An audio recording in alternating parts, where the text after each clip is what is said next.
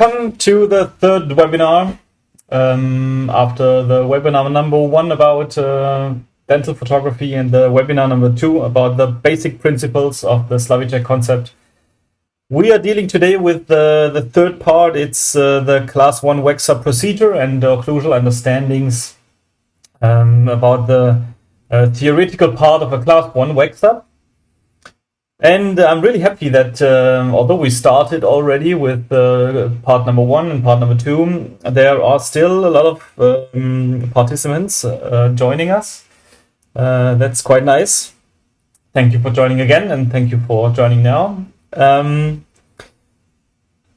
Although most of you already heard my introductions and a few sentences to the clinic and where I live and so on. So I don't want to bore you again, but just 1 or 2 sentences before we start and go just directly deep into the class 1 Waxup procedure.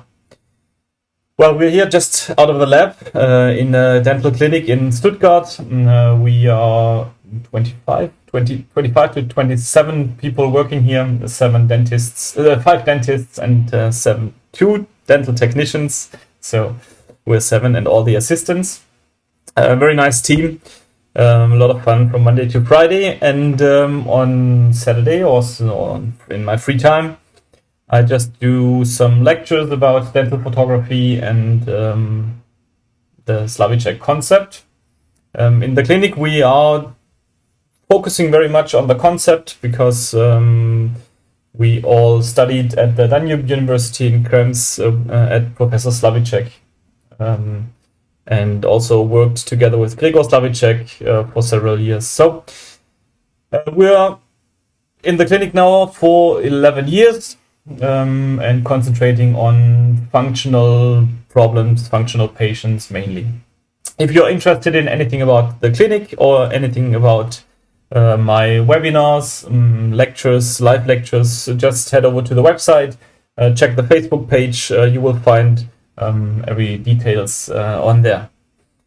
A very important thing in my lectures and in the live courses is to answer directly to your questions and to interact and communicate during the lecture and course. This is a little bit different in webinars, a little bit different online, but I established or created a Facebook site and a Facebook group which is called the Coffee Break. And I want to collect all the frequently asked questions out of the lectures, out of the webinars there.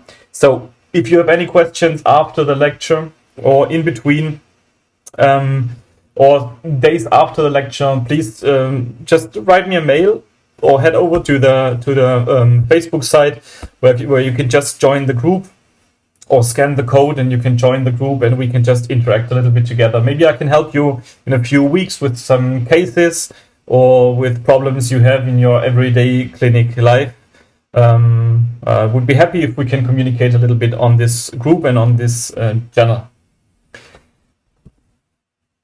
So for today, or let's start last week, we started with the principles of the Slavicek concept and the theory, and mainly with the terminology and really the basic understanding of some things which Professor Slavicek developed over the years. For example, the disocclusal angle, and we discussed a little bit the terminology we are using on this concept or methodology or occlusal concepts in general. We will repeat a tiny little bit from the last lecture because I think we have to just get in the theme and repeat some little explanations and things. But this will be quite quick, and we will go to the tracing analysis and the articulator programming especially, and we will go into the procedure of the class 1 Waxup step by step, how we will do it practically in a few weeks. For those of you who just joined in the webinars now, We're doing a practical Waxup course in a few weeks, I think. And those of you who registered or will register to the course will get casts from us. We will send you some STL files of an upper jaw and a lower jaw, and an STL file of a mounting guide. So you can print your models, print and do your die models on your own digitally, or you just print out the casts, duplicate them and do a wax plaster model and working on the plaster model. It's absolutely up to you what you prefer, but we have to have the same casts, and we have to especially have to have the same situation. So the casts should be mounted to our instruction, to our mounting instruction, which we also will send you a few weeks before the course. There's also a little movie where you can see how the casts look like. Maybe I can switch to full screen once again so you can see the whole movie. You will see in the movie how the casts look like, how you have to mount the casts, and especially how you have to adapt the transferring plate, the mounting guide, let's say, so that our case has the same occlusal plane. The casts, it depends. I'm just taking cases out of the daily clinic. So in our Waxup course, the casts may look a little bit different to the casts in the movie, but it's absolutely the same procedure, how you should mount your casts. If you have any questions before the practical course or questions during mounting or whatever, do not hesitate to email me, or just go to the website or the Facebook page and you can write me a mail, and we will explain how to prepare for the course properly. Yeah, so with this mounting guide, you can mount the lower jaw, and you can mount the upper jaw with the byte registration or in ICP. It depends on the case. Sometimes the dies are already preparated. Sometimes you have to do the preparation on your own. So it depends a little bit. You will see on the mounting, on the instruction for the courses. So the casts we will send you next time for the analog Waxup course, for the Waxup class 1 course, are the same casts we will deal with, or the same case we will deal with in the let's say the digitalization webinar, where I want to show you how we are using digitalization or the CAD/CAM software to try to adapt the Slavicek concept to digitalization. So this is the same case this time, and I think you can follow all steps very nicely.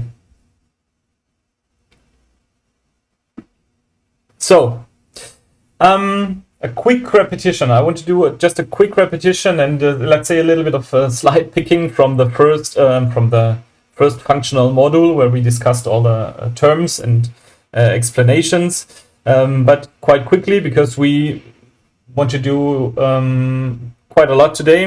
Articulated programming, checking out the software, how we have to use it to adapt to the Waxup, and the practical procedure in Waxup step by step. So this is quite a lot to do, and so we have to go through the first slides a little bit faster.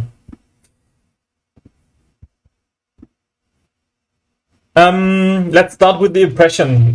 Just pick out the slide from the impression. This is a very important point to me, that our analysis and our diagnosis and all we do collect from the patient from the first appointment on has to be very precise, because we can't we can't judge occlusion, or we can't do a real good Brux checker if we do not have good casts. This is why the casts really have to be very, very accurate and very precise. The Brux checker itself has to be very precise and has to be quite deep in the fissures. So we can judge from a really good Brux checker how the bruxing habits and how and where the bruxing directions of the patient are. With a bad Brux checker, with just a flat plane, you can't judge anything. Another word to the Brux checker. This is, for me, to my opinion, it is even for the patient or for the dentist or for the assistant of the dentist, the Brux checker is a very, very good tool to learn occlusion, to understand the occlusion and the cases by just looking at the Brux checker and trying to interpret where do we have stable contacts in ICP, where do we have the hyperbalance contacts, and to which direction. So to compare the Brux checker and the casts is, to my opinion, one of the best tools to learn occlusion and to learn the direction of the cusps. Yeah, and always compare the Brux checker to the casts. Always compare the Brux checker to your findings. Is it a class 1? Is it a class 2? Is it a complete class 2? Because sometimes it looks like a class 2 from the buccal side, but it's not a class 2 relation from the lingual side. And sometimes the canine is in a close class 1 relation, but the molar is not in a class 1 relation. And this is also, to my opinion, very important to really try to be accurate by finding an expression or by describing the occlusion. There we have to be very precise because by describing precisely, we just get an image out of the occlusion of the patient.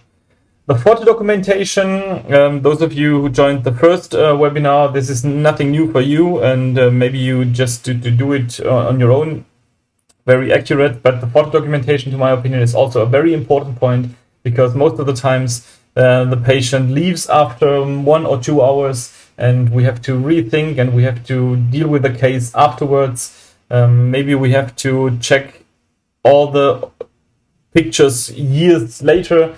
So photo documentation and the routine of a photo documentation is a very important thing for the daily clinic.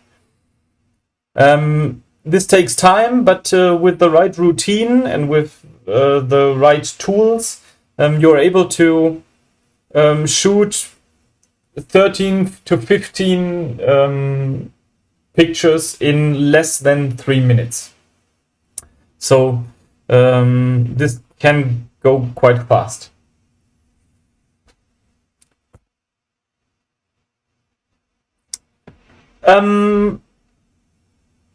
This is, I think, one of the sketches you already know, the occlusal compass, and it's a very, very helpful tool just to imagine and to remind yourself where your contacts have to be and where the escape ways and the freeway in occlusion has to be in a certain case. So we discussed this also on the first functional webinar last time. You know, in a class 1 there has to be or should be a contact on the mesiopalatinal cusp on tooth number 6. Or there has to be a contact on the crista transversa, whatever. And now your findings are there is an hyperbalance contact on the crista transversa on tooth number 6. And now you can explain, you can describe, and you can tell yourself, this must be a lateral intrusive movement, maybe a lateral retrusive movement.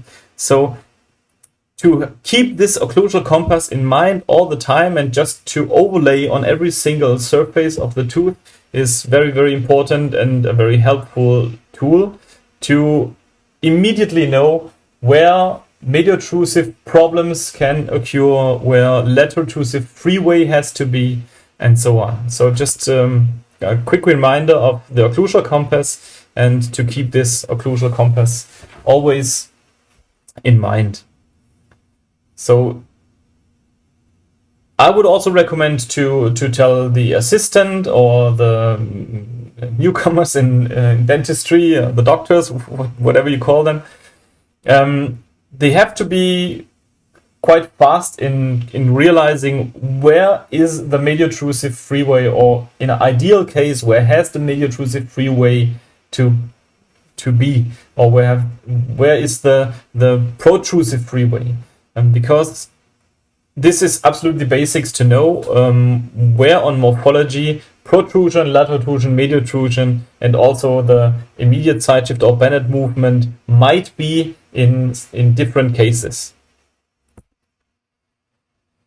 Retrusion is, on the Slavicek concept, again a very important point, because the retrusive facets are stabilizing the lower jaw to the upper jaw in maximal intercuspidation. For retrusion, the crista transversa is a very important ridge, and on tooth number 4 on the lower jaw, and on tooth number 4 mesiopalatinal cusp on the upper jaw, these two cusps and ridges, they are very important, and they have to be very dominant, not only on morphology, but to my opinion also on nearly all of the splints. There has to be a retrusive control to keep the mandible anterior positioned, or in ICP positioned, after or during closing. So the retrusive control or the retrusive guidance on an upper tooth number 4 in a class 1 case, for example, against the lower tooth number 4 in the central ridge, is for disoccluding the molars in a retrusive movement.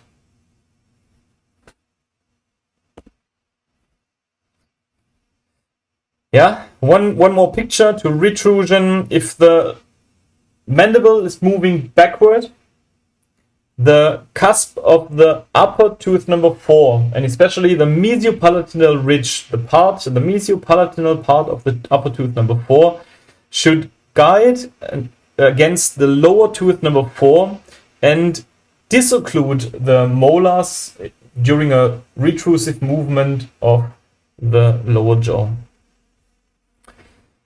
I think this is also a very nice picture to show how stable contacts should be in a class 1 relation, because we always try to achieve a 1-to-2 occlusion, from a lingual side a 1-to-1 occlusion, and quite a stable contact where the active cusps, the palatinal cusps in the upper jaw, they should just point into the fossa of the lower molars or the lower premolars. In this way, we are able to create a quite stable occlusion in maximal intercuspidation.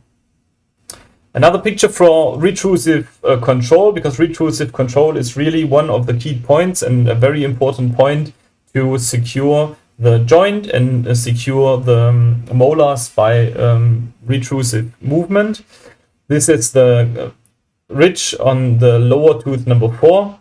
And you can also see the mesiopalatinal part of the upper tooth number 4 waxed up here, while the lower jaw is a little bit retruded and just slides in anterior position.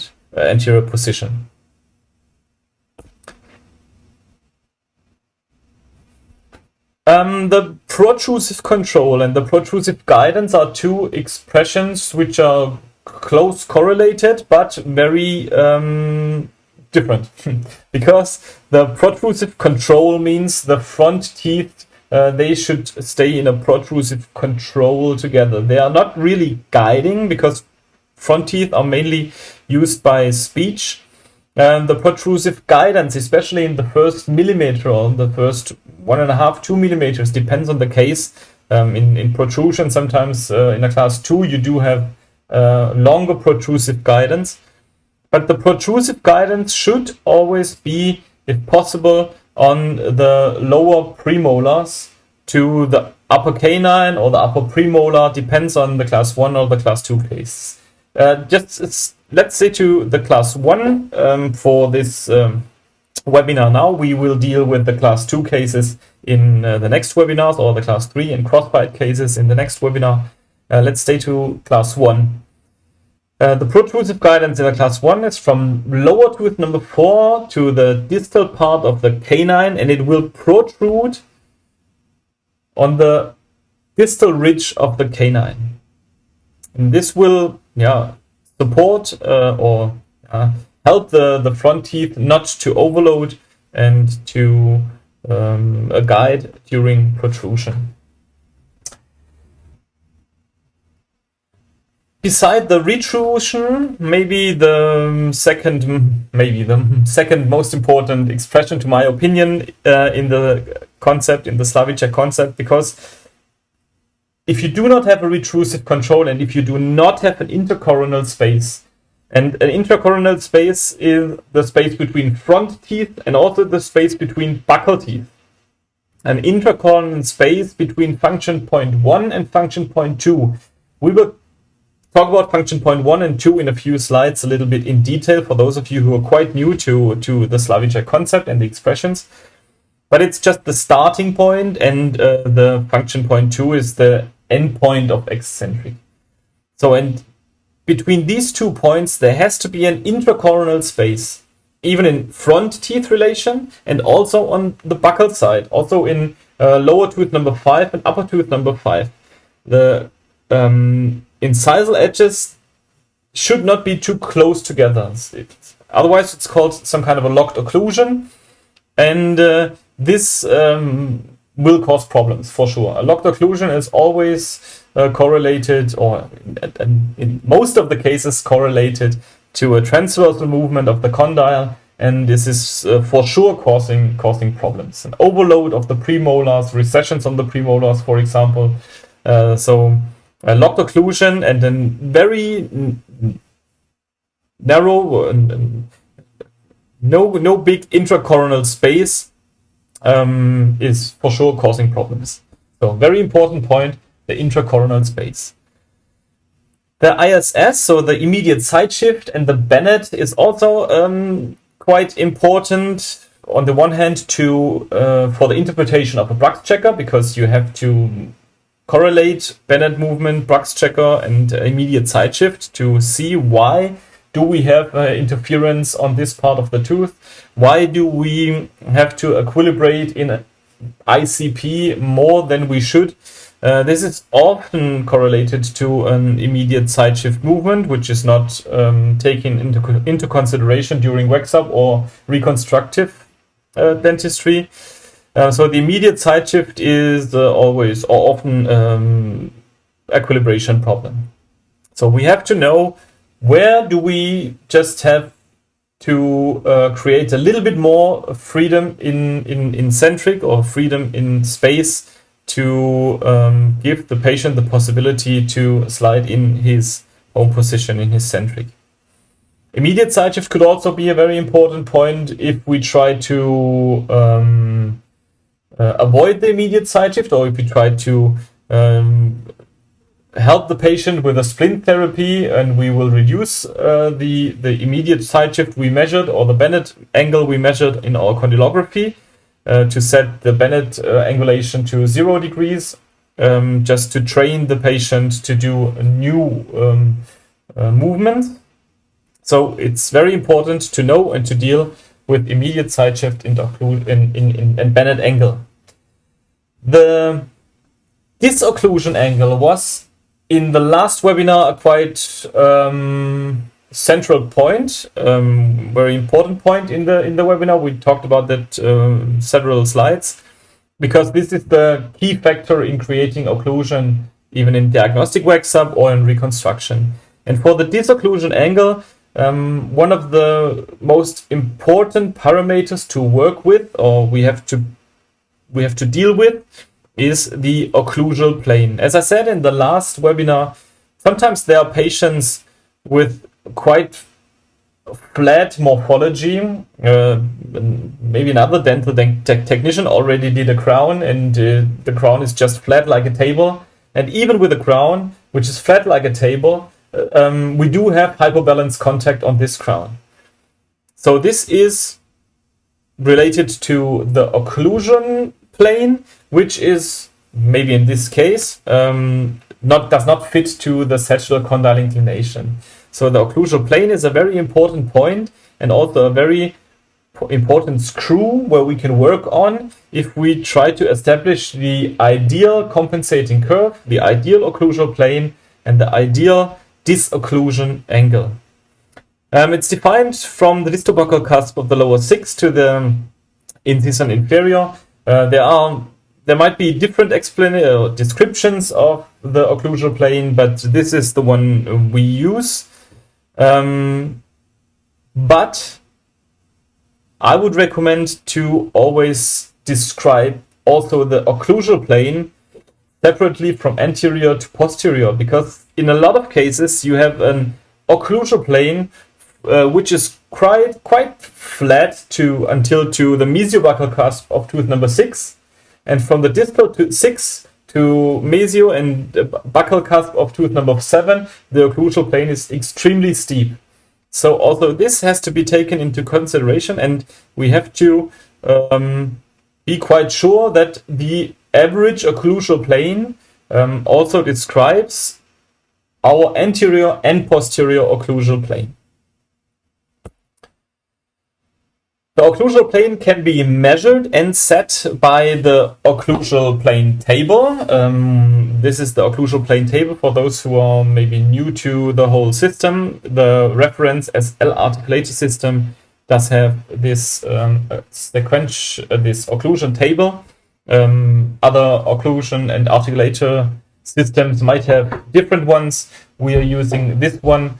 In fact, in the Waxup course, we are using the reference SL articulator. We are using all the systems and inserts from the reference SL articulator. You might also join if you're using the SRM or Artex or whatever, because function is not an articulator related topic.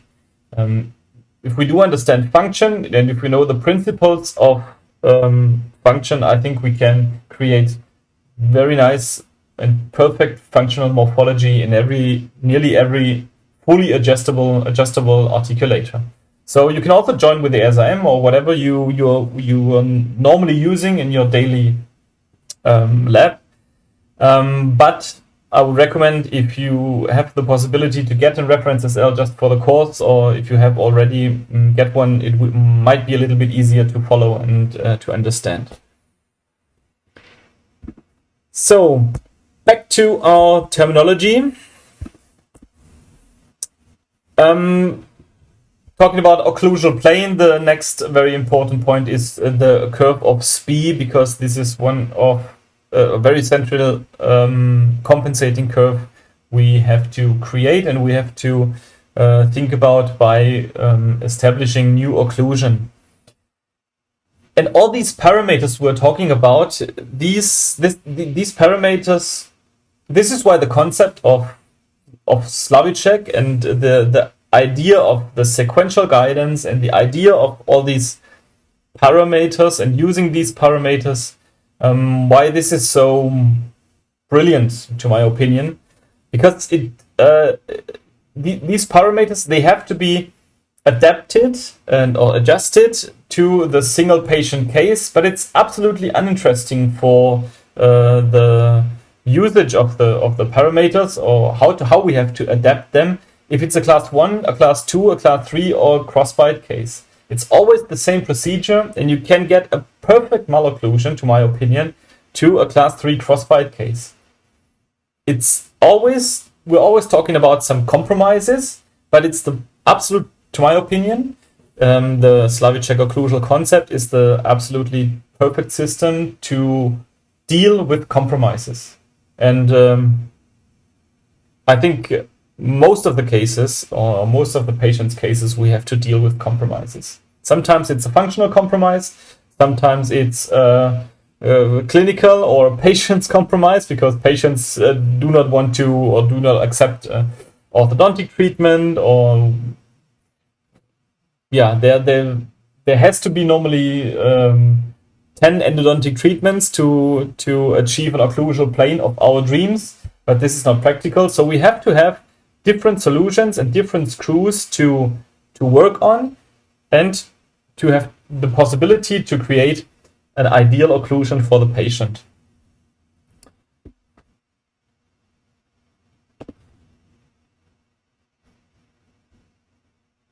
In talking about concepts of occlusion, to my opinion, it's also very important to keep in mind that occlusal concepts, are created by us.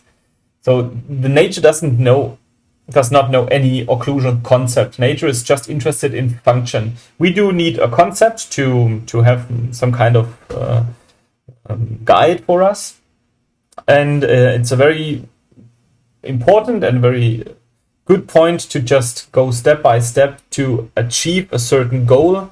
But we also do not have to be too dogmatic, to my opinion. If we calculate an occlusal plane in this patient, in one patient's case, of 11 degrees, and this is not achievable in this case, then we might end up with an occlusal plane of 9 degrees.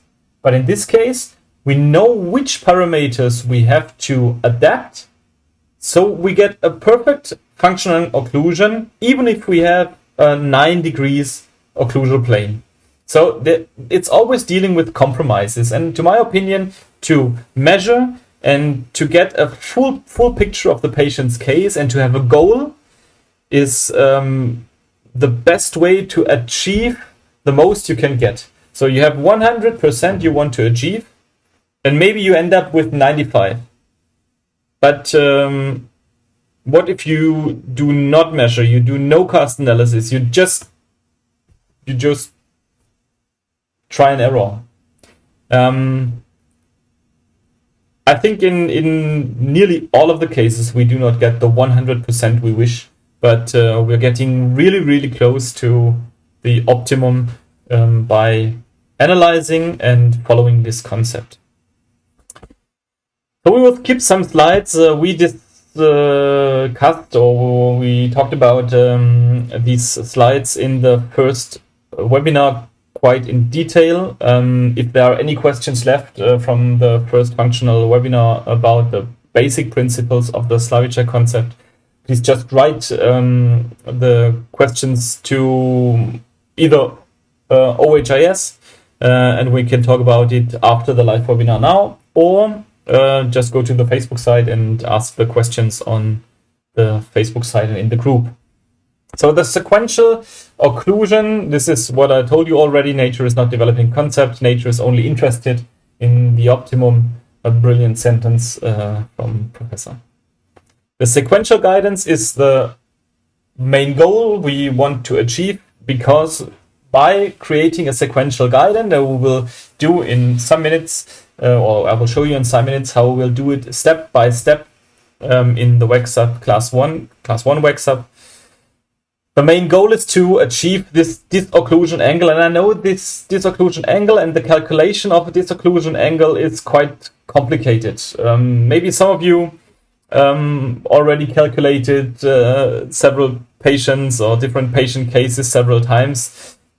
With every patient you calculate, you get into this theory. Some of you might be new. Once again, the disocclusion angle is an angle, especially on the molars, where we try to have a disocclusion during eccentric movement. So we try to achieve a quite stable occlusion in the molars, a cusp-fossa relation, or a cusp and some kind of a tripod relation from tooth to tooth. But immediately after moving the mandible, the buccal teeth, the molars and the premolars should disocclude immediately.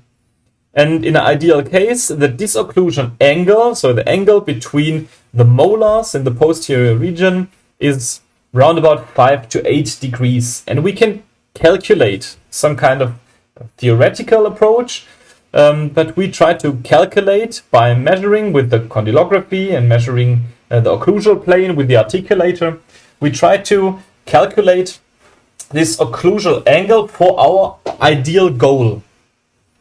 So let's make one or two examples again. So if we have a sagittal condyle inclination, we measured out of the condylographic tracing a sagittal condyle inclination round about 35, let's say. And the patient is 35, is quite flat, but could be 35. And the patient, for example, has an occlusal plane of 10 degrees. That is quite normal occlusal plane. A little bit flat. Normal would be 12.8 or 30, 40. Depends very much on the case. You can't say there is one occlusal plane. So let's say 35 sagittal condyle inclination, 10 degrees occlusal plane. Then you get the relative condyle inclination. It's just a number in between. Relative condyle inclination. And if you have moderate accentuated cusps waxed up, or if you get your work from the dental lab and there is they had enough space for creating nice cusps and nice tips, and you have a moderate occlusion surface, about 20 or 25 degrees cusp inclination, there is a disocclusion of 0 left, which means you do have a 0 angle on tooth number 6 and 7. So everything is guiding on the same time. If you have a minus disocclusion angle, you will have a really big hyperbalance contact on the molars. And this is what we try to calculate. So if you want to create a moderate or accentuated cusps of 25 to 30 cusp inclination, you have to recalculate which is the maximum or the ideal occlusal plane which I should try to establish. And occlusal plane can always be established in different parts. You can lower the posterior parts. Maybe in some patients' cases you can extrude the front teeth a little bit, or you can wax up the front teeth a little bit, or you can just add a little bit of composite on abraded front teeth. So there are a lot of different possibilities, a lot of different screws where you can work on to change occlusal plane on the posterior, steep or lower, or on the anterior, steep or lower. There are different possibilities, and even if it's not possible to raise the occlusal plane on the posterior part to an extent, or to lower to the point you calculated, you can adapt the curve of Spee a little bit. So the curve of Spee is the same, is nearly the occlusal plane table of every single tooth creates the curve of Spee. So if you want to accentuate the occlusal plane, but you can't, you can just accentuate the curve of Spee a little bit and you get more or less the same result. And this is the convincing and the brilliant thing on the Slavicek concept, to have a lot of screws to work on to get to close to 100%. So enough with the repetition, I think. I just wanted to show you some morphology of a class 1 once again, because what we also have to keep in mind is please try to wax up always quite dominant ridges. In the practical wax-up course, we will start with grinding with equilibration of teeth at first. I think this is very good to learn occlusion and to learn articulator settings and to learn the functional parameters. And yeah, we just try to think about a case where you as a dentist get a brilliant crown, fix it in, and realize after fixing or after try-in, let's say, that it just looks nice, but it has a lot of hyperbalance contacts. And then we have to just find out where, in which direction we have to equilibrate without just grinding down the whole morphology. how we have to equilibrate and how we can shift a contact point so it's still quite stable and convex in eccentric and not getting concave or just a flat occlusion. So this is very helpful to always keep in mind that our, especially passive centric, we will talk about passive centric in the next slides, has to be quite convex. So we have structure. If we have to work, equilibrate or grind a little bit on the Waxup or on the teeth, we have the possibility to shift a contact point without making a concave contact point out of a convex.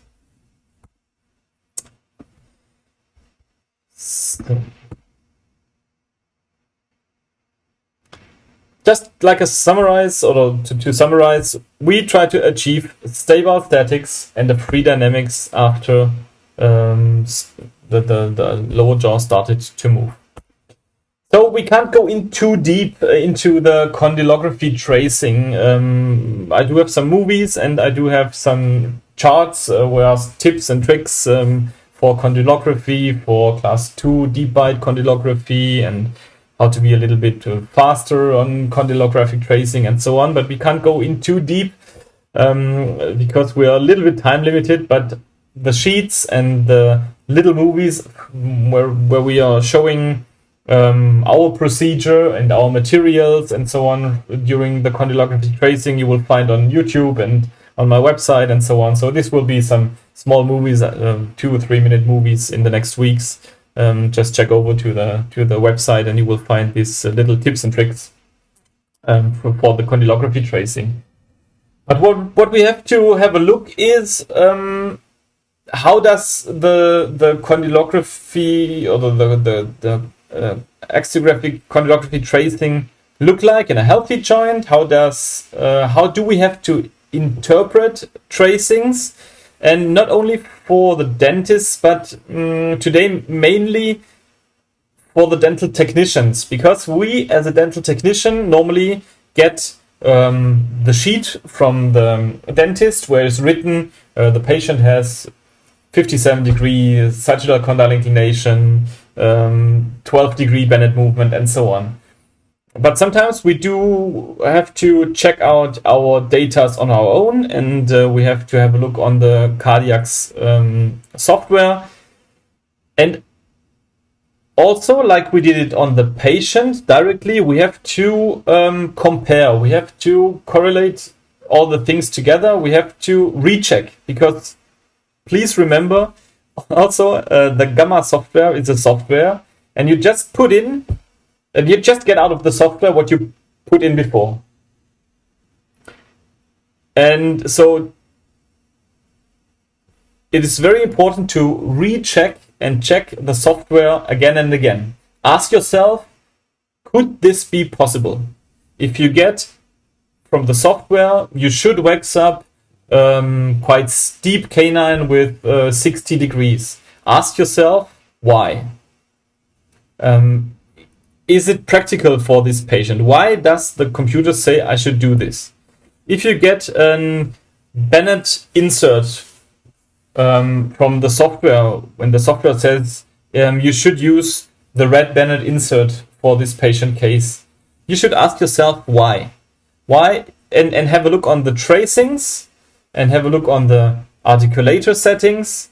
And even then you can tell yourself, yes, I can see the Bennett movement. I know why the software recommends this insert. This is very important to recheck the software again and again. The software is really good, but I will recommend, just for your functional understanding, recheck again and again. So this is how a healthy joint in a tracing look like. And I don't want to go into deep into analyzing several tracings. We will analyze mainly tracings in the next model of malocclusion, because they might be also a little bit more interesting. But it is really very important, by looking on the condylographic analysis, to have a standardized description. Because these are just axis movements recording, and you have to describe every single tracing quite precisely to get yourself an image about the problem the patient might have.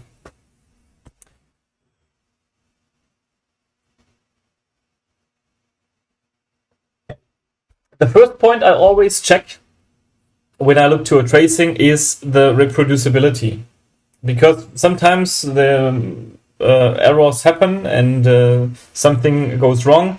And if two tracings, a protrusive tracing or open-close tracing, is 2 times the same, they are reproducible, and then we can rely on, and we can use them. And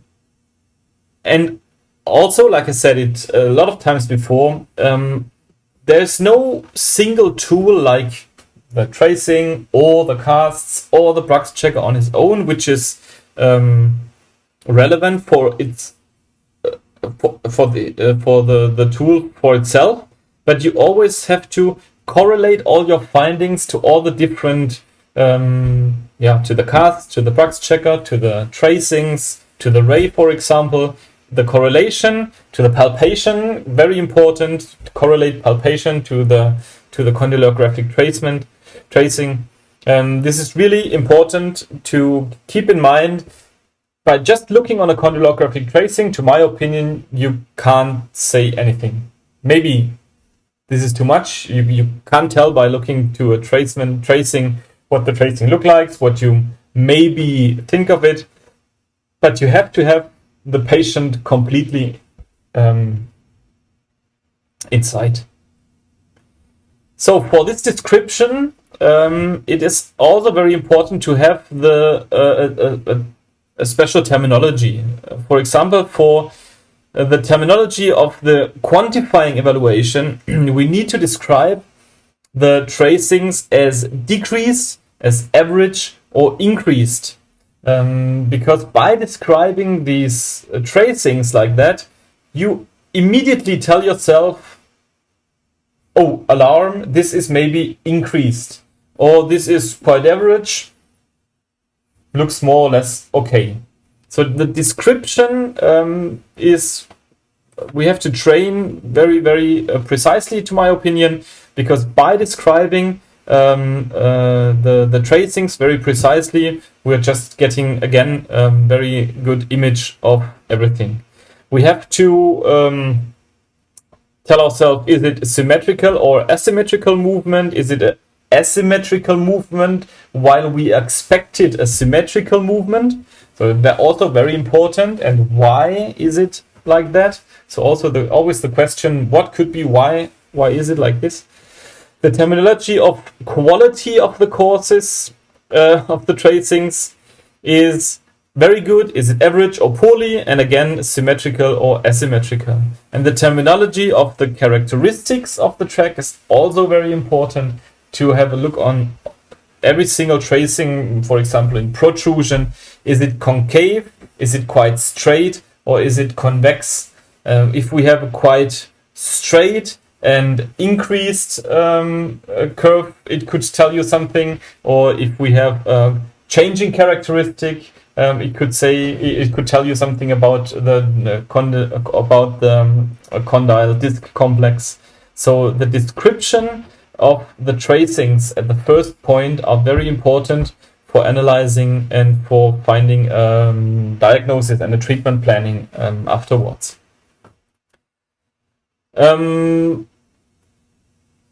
For the mandibular position, we have different positions we can describe. We can describe the compression, the anterior positioning, a distraction.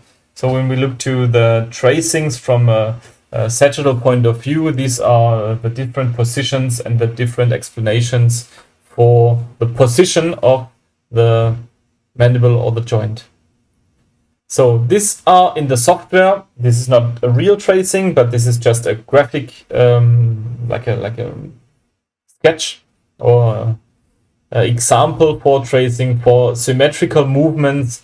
In an ideal case, it should look more or less like this. On the lower part of the picture, you see the sagittal view on the protrusive movement or the open-close movement, any symmetrical movement.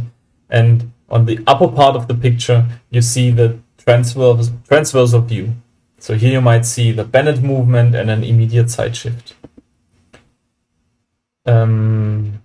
Symmetrical translation. This might be a sagittal hypermobility during symmetric movement. That means the characteristic of the curve is changing. Very interesting and important finding. There you will see sometimes a transversal asymmetry versus a symmetric movement. Also very important to realize you are expecting a symmetric movement, but it's getting an asymmetric movement. This might be the picture of structural asymmetry during a symmetric movement. All these pictures and the presentation, not the whole presentation, but a little bit of the key points and these sketches, they can be also downloaded from my server. So just head over to the Facebook site or write me an email if you want to have the pictures, so you can also correlate a little bit. You can see your tracing and you can maybe compare to the ideal or the example pictures here. Asymmetric movement during lateral detrusion, for example. So you see on the right side in this, let's get one slide back. This is, for example, the detrusion. That means on the right side you have a mediotrusive movement, and on the left side there's a tiny little line downward which says that the condyle on the left side is going down, detruding during lateral intrusive movement, or it's protruding a little bit. Could have several reasons, but we have to learn to describe and to use the right terminology for analyzing those tracings. And those tracings can also be or should be correlated to occlusion and morphology. If it is quite close to the reference position or the starting position, and you have an immediate side shift or a resurtrusive movement, especially as a technician, if you look to these tracings, you have to have in mind, or you have to realize, I have to check maybe my lateral intrusive movement has to have a little bit of wider space between a lateral intrusion or a medial intrusion, because there might be an initial movement out of ICP where I have to create a little bit more freedom in space. And this might correlate to different articulator inserts. So the tracings are the basics for the articulator inserts. We will have a look on in a few minutes. This will more or less the typical picture of a unilateral click, but the click is mainly part of the malfunction part and webinar. So going through the software just in a few slides. When you go into the Gamma Dental software, you see all your patients, all your tracings, all the tracings listed from all the dentists just recorded, protrusion, mediotrusion, and so on. If you get your data on your own as a dental technician, if you get them printed, it's the dentist's job to choose the right tracing. But if you get your data on your own, just be sure to choose the right tracing for calculation. So this is what I meant a few slides ago. It depends on what you choose here in the software, what you get from the software. So if you choose on the first side of the Gamma Dental software the wrong tracing, you will get the wrong articulator settings. So this is very important, again, to check, is your protrusive movement you checked reproducible? Is it the right track for articulator programming and for the Waxup? And then you can go to the articulator sheet, where the software tells you which settings you should use for your articulator. There are two possibilities to get the table like this, or if you switch in the menu, you can also get the graphic sheet where all these inserts and sequential tables and so on are listed. So let's get to articulator handling. So the reference SL articulator is quite special, to my opinion. It's also, to my opinion, the best articulator on the market. You can just make very close movements to the patient's movement. It's still an articulator, but very precise, to my opinion. Because you can't change, you can change a lot of things, like in other fully adjustable articulators, but you can use different inserts, and I want to show you and show you practically what the different inserts and the different parts of the articulator are. So we do have the occlusion sequence, the occlusal table. I already showed the occlusal table on the pictures on the screen. There are different screws to adapt on the articulator. We will use this one for the Waxup course, and we will show you on the Waxup course how exactly you can set the occlusal plane table to the calculated amount you want to achieve, and how you can wax up to this occlusal plane table your occlusal plane you calculated. One tool. The other tools which are shown here on the slide are, for example, the sagittal condyle inclination inserts, which look like this. You can also see it on the slide. It's the yellow one and the red one and the blue one and the black one, and they are so between the red, yellow, and black one there and the blue one, there's just one difference in protrusion. The red, yellow, and black one is curved, and there's also a white one. Sorry, but we have the white. The white ones are in the articulator. So you see on the white one on the picture. So they are curved in protrusive direction, and the blue one has a straight sagittal condyle inclination. That means a straight line in the insert. So in protrusive direction, there are only two different inserts. Depends on the condylographic tracing and your tracings, the tracings you have. The Gamma software is choosing a straight or a curved protrusive insert for the analysis and for the waxer.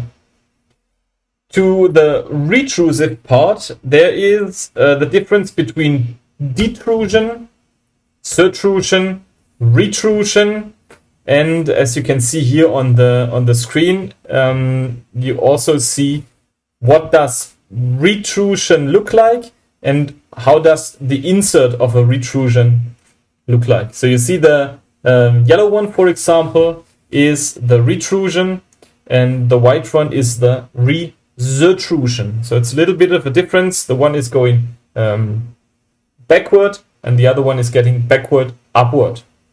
And it depends on the case and it depends on the software's calculation. You have to put in the right insert. I have to get the articulator. Give me a second. So when you open the centric lock and remove the centric lock of the upper part of the articulator, you can just remove the insert here and just replace it by, for example, the blue one. And now you have the straight line compared to the curved line. Yeah.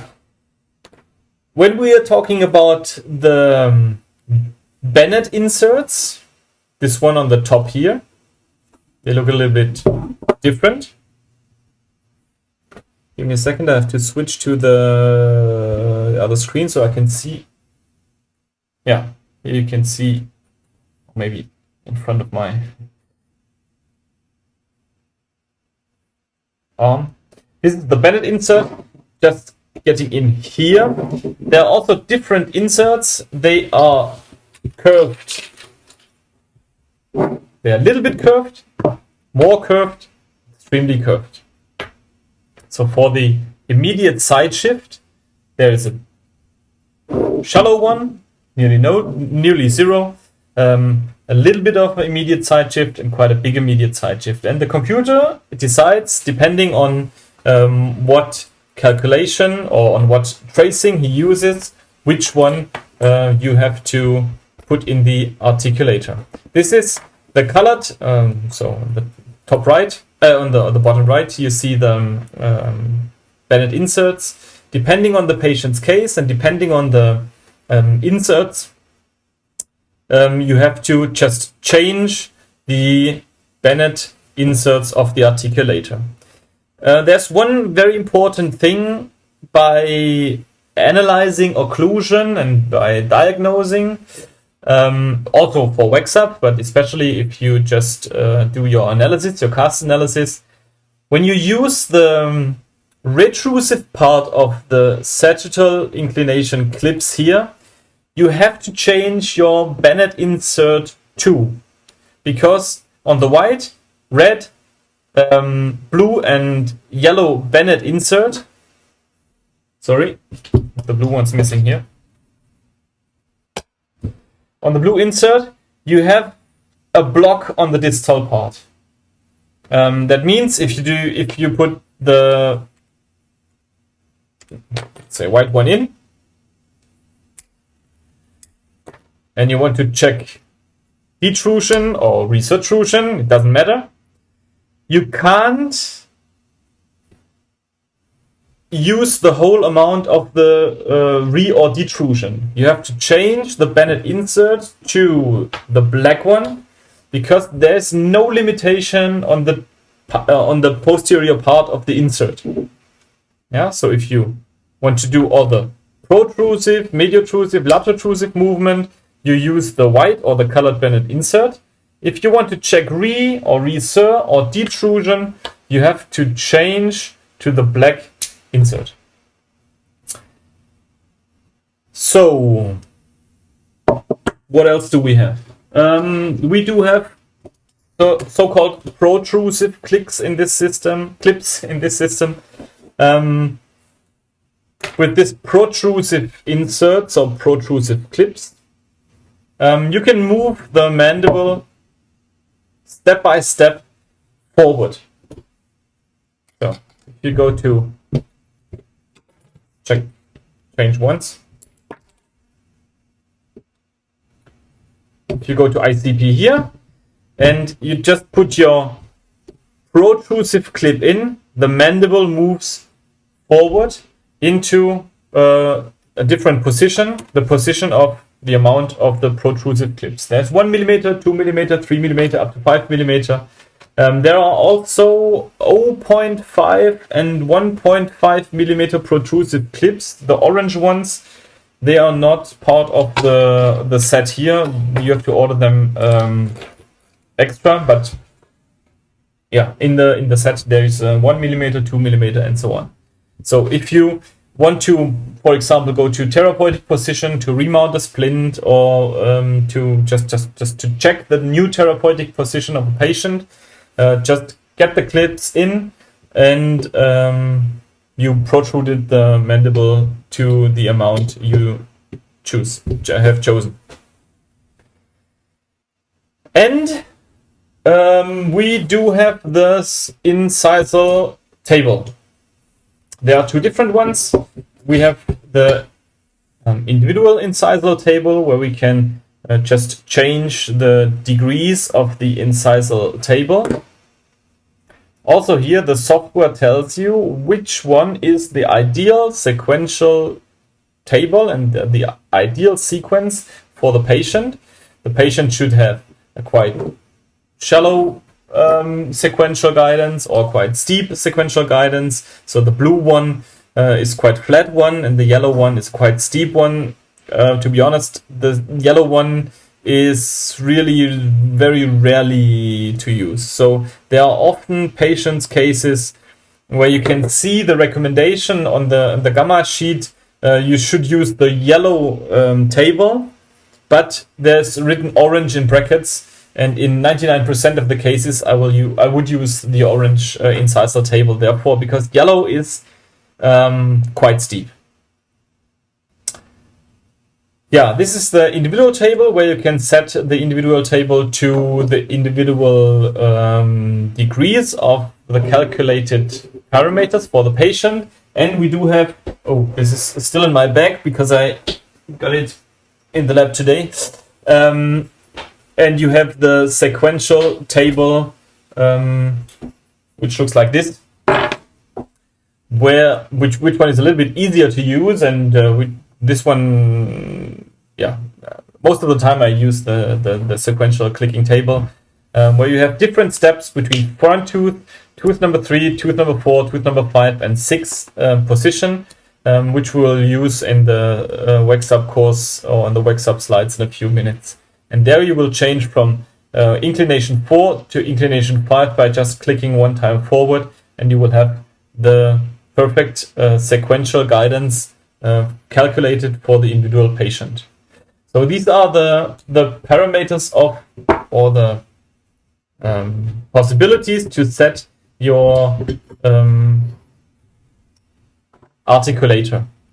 Beside the characteristics of the sagittal condyle inclination and the characteristics of the Bennett movement, there is for sure, like in any other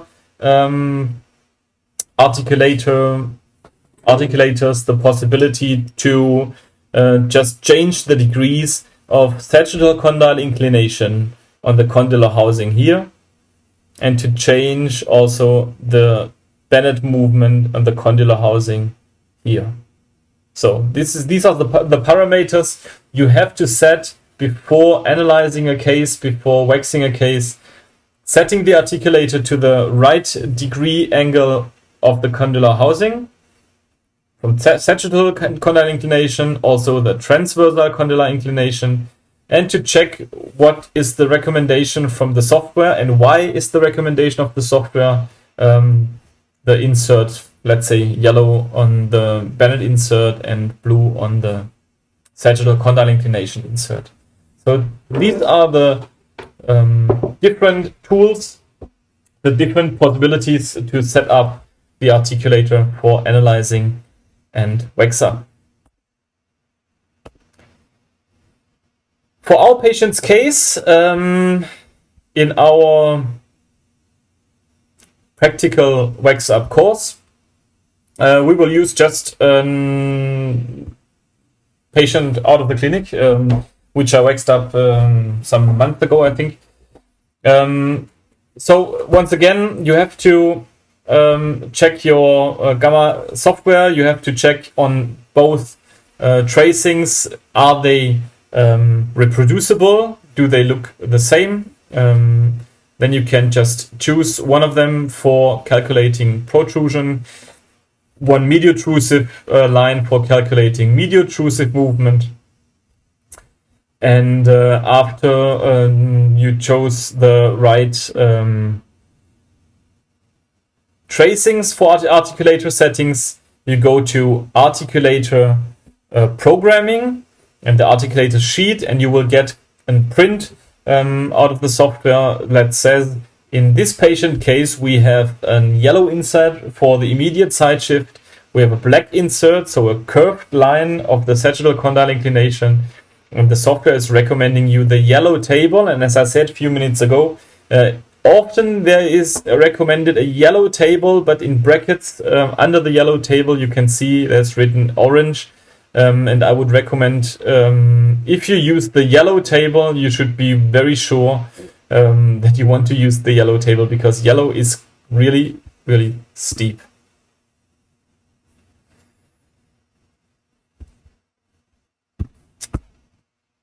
So this is also the settings for our Waxup patient case. And before we are starting with the practical part of the Waxup in a few weeks, we have to go through the class 1 Waxup step by step in theory, and what we want to wax up or have to wax up step by step, and how we can create a sequential guidance and the morphology as Slavicek developed.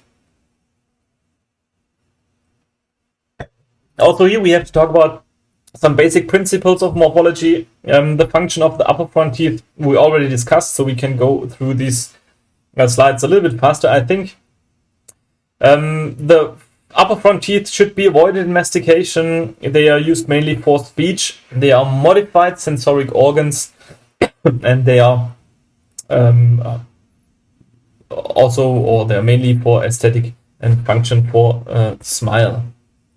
The basic principles of morphology of the lower front, they are touching the upper front, but touching just by pressing. So I would also recommend for reconstruction cases to have the lower front to the upper front to really light contact. So if the patient is pressing very much, they should be in close contact or they have contact, but in really soft pressing, they should have really low light contact.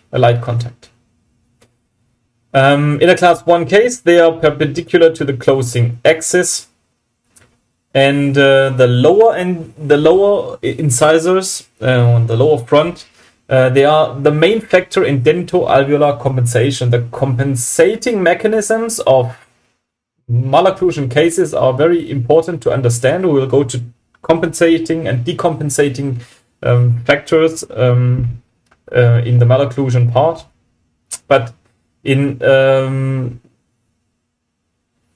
all of the cases, I think they are the main factor in dentoalveolar compensation.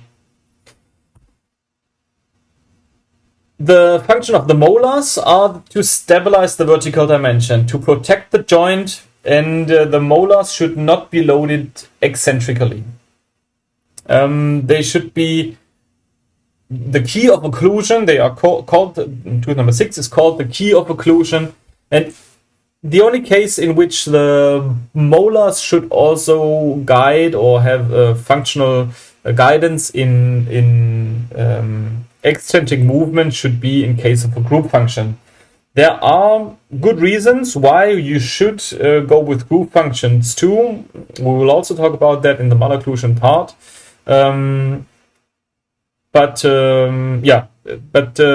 only in this case the molars or the premolars and especially the molars should guide in lateral-otrusive or medial-otrusive movement, because there are studies about the lateral-otrusive movement which say that the closer the guiding function of molars, or the closer to the joint the guiding functions in lateral-otrusive and medial-otrusive movement are, the more muscle activity the patient is developing. So if you have lateral-otrusive eccentric guidance in the part of the mimic muscles, there is lower muscle. They are using. There's lower muscle activity in the mimic region than close to the joint. The upper premolars, they do function in growth for a long period without the canine, so they are also used for lateral-otrusive control. The premolars are a very important key for us for retrusive control, and for group function they work very well with the tooth number 3 or the tooth number 2 in lateral-otrusive direction. So they can support in eccentric control, and they are very important for retrusion again.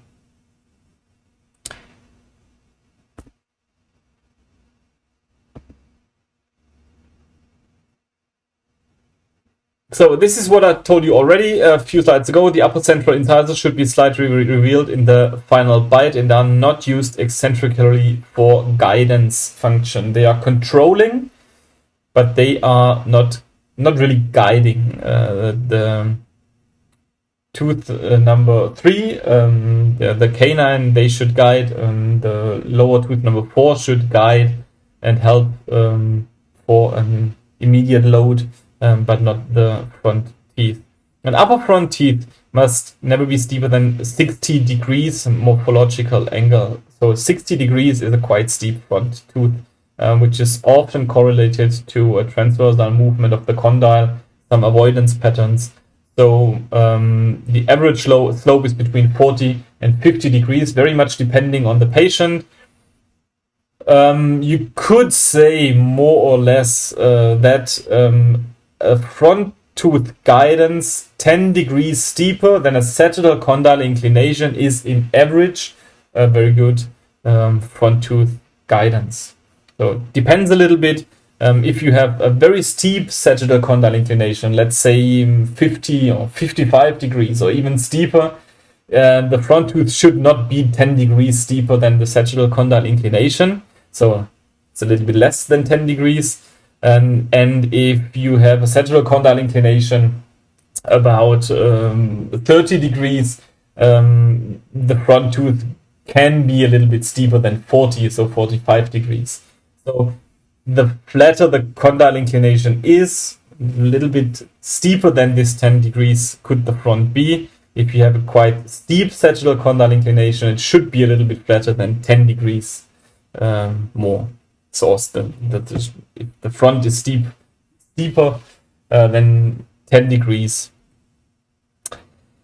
Above all, there is this, again, very important point of intracoronal space, and you can imagine if you have sagittal condyle inclination of 55 degrees and front tooth steepness of 65 degrees, this is really steep, and the intracoronal space in such a steep front tooth relation is really, really low. So the intracoronal space in front teeth and in premolars are very important to see. The upper canine dominates the concept as the guiding element. This is the structure which guides. The front teeth are just controlling.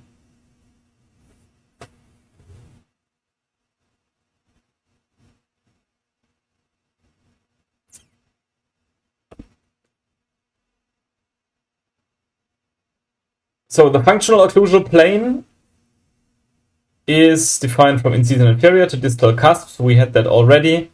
And the average inclination of the axis orbital plane of... No, the sentence is a little bit wrong. The average inclination of the occlusal plane is round about 12 degrees. Let's say a patient's case of 40 or 45 degrees of a sagittal condyle inclination. You should establish a 12 degrees occlusal plane. But again, please do not be too dogmatic with these degrees. It's just an approach, and you have to take all the patient's case in one picture, and you have to have an approach what the ideal occlusal plane should have or could have, and then you have to try to, how can I adapt now all these parameters to an ideal occlusal morphology. So in a class 1 case, Waxup, these are our topics we try to achieve. The active and passive centric coincides. We will talk about what is active and what is passive centric, but active and passive should coincide. The upper jaw and the lower jaw teeth interlock in a 1-to-2 occlusion. That is, I will show you a picture in a few slides. So one upper cusp should be correlated to 2 in the opponent arch, in function, in statics, and also in function. So they should always pass during function.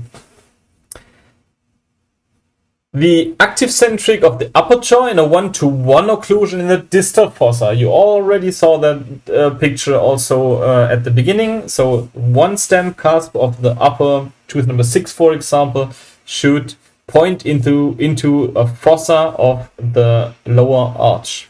So from the lingual side, we have the 1-to-1 occlusion. From the buccal side, we have the 1-to-2 occlusion.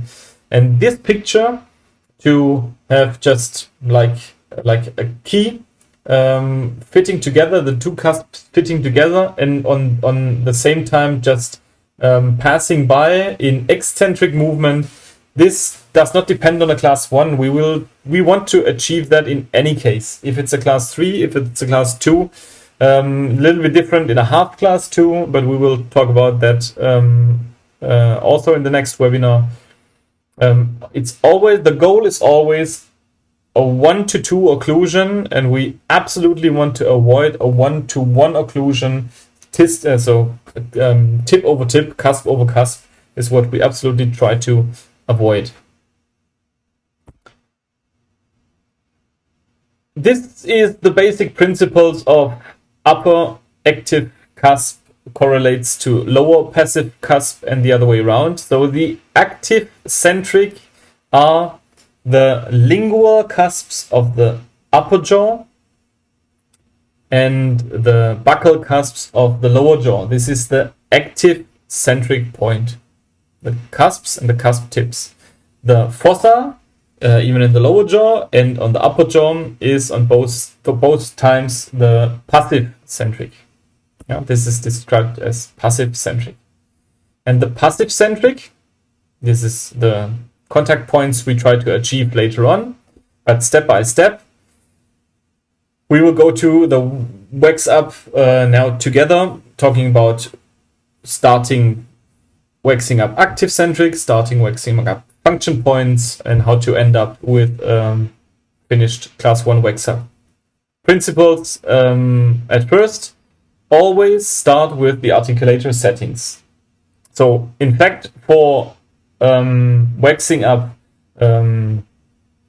static contacts, you don't need to program your articulator for sure. But at the point you're moving your articulator, it's you have to have a fully programmed articulator for controlling all the guiding structures and controlling all the eccentric endpoints. Check your incisor pin is also really a very important point, because sometimes, especially the double pin, is a little bit has to be set properly, because sometimes the incisor pin is not touching directly in the middle, but it's a little bit shifted to one side. So be sure that this is touching directly in the middle of the incisor table. And the principle is also, we are always starting to wax up the centric cusp, which we will begin with, the centric cusp, the active centric of the lower jaw, from anterior to posterior. There's a simple reason, because from anterior to posterior, we have to start with the occlusal plane at first, and we start on the anterior part of the occlusal plane first, because this is the rim of the lip, and this is what we also have to decide and to judge from an aesthetic point of view.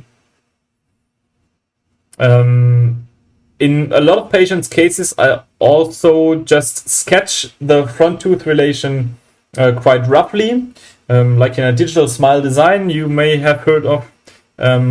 And I do show you a case in a few minutes where I did like this. So I do just a digital smile design on an aesthetical point of view, just roughly sketching up the front tooth relation. After that, setting up the occlusal plane from anterior to posterior, maybe doing some corrections, because of sometimes there are aesthetical corrections because of functional parameters. But we are starting from anterior to posterior, because the first point we are waxing up is the incisor inferior, or the lower incisors, also judging by the rim of the lip. And the wax-up function, so the eccentric movement, is after this waxed up from posterior to anterior, because we want to start up waxing a tooth on the posterior part with a certain amount of inclination. And after that, we are waxing up the next tooth a little bit more anterior with a little bit steeper inclination. And the next tooth even with more steeper inclination. So if we would wax up from anterior to posterior the eccentric movement, we would destroy our wax up. So we start on the posterior with the eccentric movement and end up at the anterior part. The goal always has to be 2-to-1 in occlusion in ICP and in dynamics. So this is the picture. I can go back and forth. This is statics, this is dynamics, and we should always avoid cusp to cusp inclination, tip to tip inclination, not only because on tip to tip inclination it could crack on a ceramic, but the efficiency of mastication, if you have a tip to tip occlusion or tip to tip eccentric, is much more lower than we have on a 2-on-1 occlusion. So let's go to the basic principles on the Waxup of the class 1 step by step. What we will do on the practical Waxup course is quite the same what we do on this training course here. We did not prepare the teeth here, so you have a little bit of a correlation, what we are waxing up at the moment and where it should point at the end. Give me a second.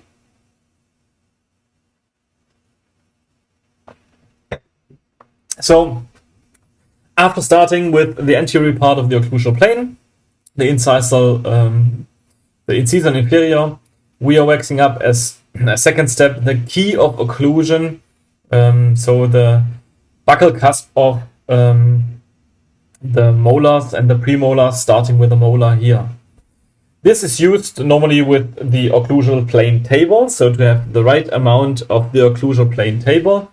The buccal cusp of tooth number 6 is perforating occlusal plane a little bit, because occlusal plane is defined by the distobuccal cusp of tooth number 6, and the buccal cusp of tooth number 6 is a little bit it's perforating the occlusal plane a little bit. So we're just pointing in the central fossa of the upper jaw, and we are waxing up step by step the active centric, so the buccal cusps of the lower jaw as a first step. The basic principles of the active centric arch dominates the concept. So if you shift the active centric arch, the active cusps, in the transversal direction, you will end up later on with the same result on the passive centric and the upper jaw, and also on the aesthetic point of the upper jaw. I will show you in a few slides what I mean. Because out of this passive centric point, the red one here, the F1 is the passive centric start point, so it's the ICP, the static contact point in ICP. From this point on, the function point 2, the blue one,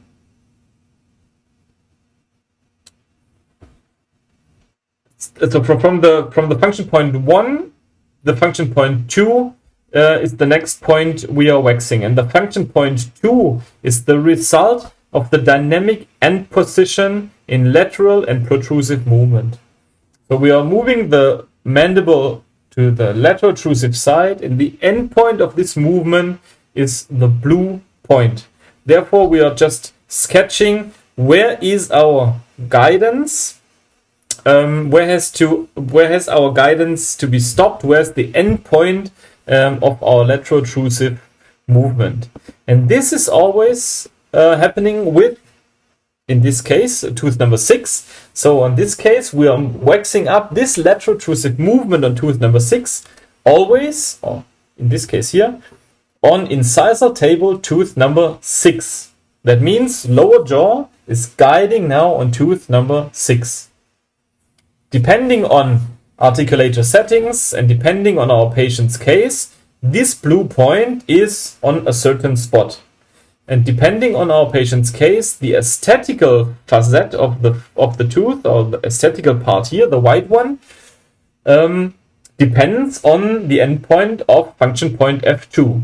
If function point F2 is a little bit more distal, aesthetic point is also a little bit more distal. So we avoid tip to tip, cusp to cusp inclination in eccentric movement. I hope this is clear to you. will be a little bit clearer if you just wax it on your own, and if you get the difference between, for example, a Bennett angle of 0 degrees or a Bennett angle of 15 degrees. Because you will see when you start to wax up function point f1 and you wax up the function point f2 into this direction with a Bennett angle of 0 degrees, and you just change the articulator to 12 degrees Bennett angle, you will end up here. So this is quite a big difference in occlusion if you have Bennett angle round about 10 degrees difference. So it depends on the settings where your blue point is, and also out of the blue point, the aesthetic facet is the result. The aesthetic facet is the result of the function point f2. This is the eccentric movement now from the mandible, and you can see there is always one tip in between two opponent tips or ridges. So incisal table on tooth number 6, guidance on tooth number 6. If you set the occlusal plane table on tooth number 6, your Waxup on tooth number 6 should guide. Means incisal table in this showcase is on 30 degrees. Your tooth should guide on this 30 degrees inclination. The inclination on the tooth itself is a little bit different. It's not the same. There's 30 degrees on the incisal table. It's not 30 degrees on the tooth. The one is incisal table. The other is morphological tooth angle. It's a little bit different because of the geometry of the articulator. But just to understand, if you put 30 degrees here, you have your steepness on the first molar you waxed up. So the sequence of function point f2 established the aesthetic functional arch. Yeah? Which means it depends on your function point f2, on your blue point, where your aesthetic cusps end up. If the blue point is a little bit more distal, you have to shift your aesthetic point also a little bit more distal. If your blue point is a little bit more distal, you might rotate the tooth a tiny little bit to get the perfect escape way or the perfect guidance on tooth number 6 with your programmed articulator. After waxing up the active centric in the lower, the passive centric in the upper, and the sequence on the buccal side of the upper jaw, we're continuing with the palatinal cusps of the upper jaw, which is the active centric on the upper jaw. And this is also our compensate curves. So this the curve of Spee and the curve of Wilson.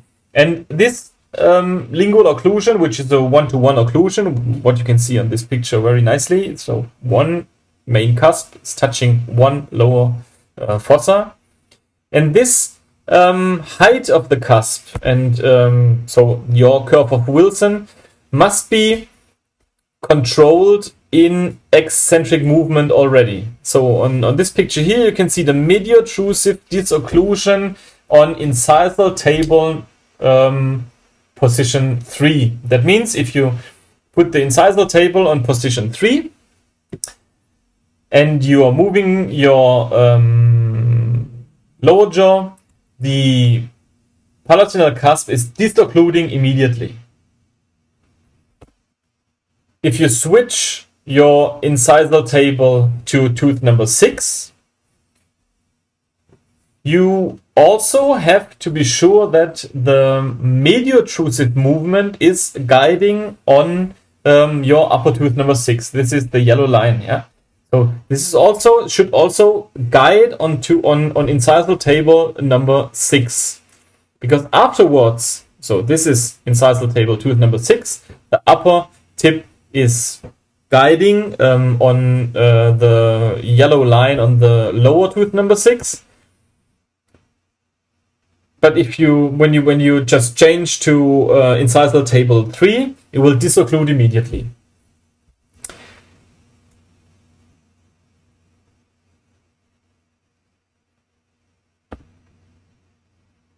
Here you can see again the medio-intrusive freeway on the upper tooth number 6 should really guide on incisal table tooth number 6.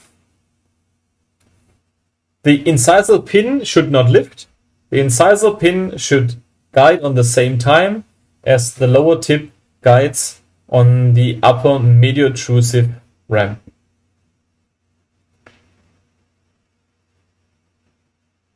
After the active centric of the upper jaw, the correlated passive centric in the lower jaw is waxed up as 3 ridges, like a tripod, where the upper active centric cusp is related very stable into the central fossa of the lower jaw.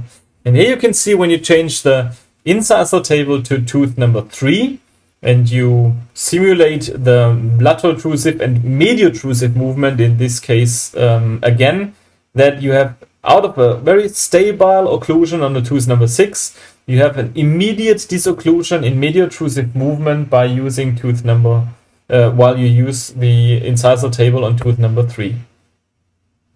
So this is then, after finishing the aesthetic Waxup, the morphology of, or the functional structures of the lower tooth number 6 should look like. Remember, we are doing diagnostic Waxup. This has not to be the most aesthetic Waxup you've ever made.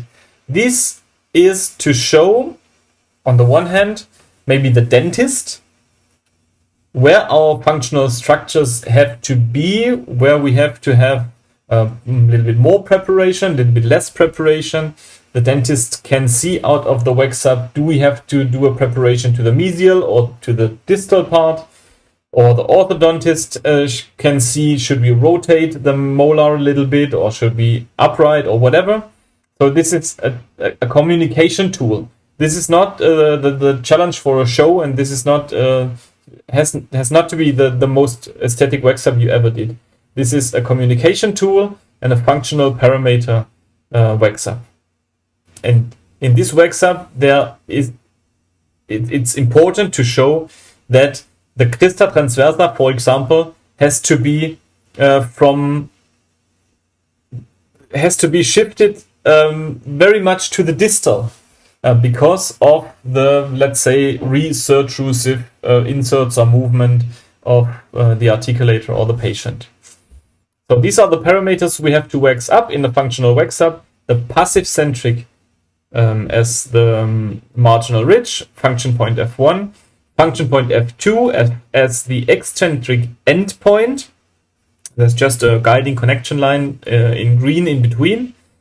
And the passive centric, which are the 3 ridges where the active centric of the opponent jaw is stable placed in. Yeah. And it's also very important to know how to read some kind of this Waxup.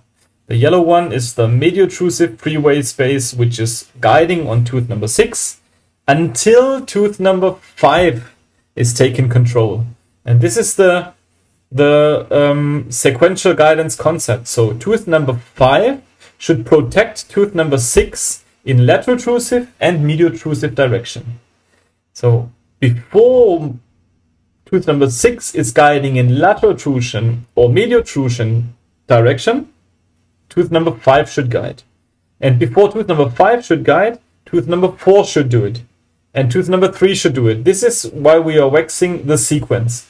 If tooth number 3 is, let's say, abrading or loosening a little bit or whatever, tooth number 4 should take over, or in the best case, go into a group function with tooth number 3. So in theory, if tooth number 3 and 4 is loosening a little bit or abrading or whatever, there's a group function of 3, 4, and 5. This is why we are trying to establish this sequential guidance.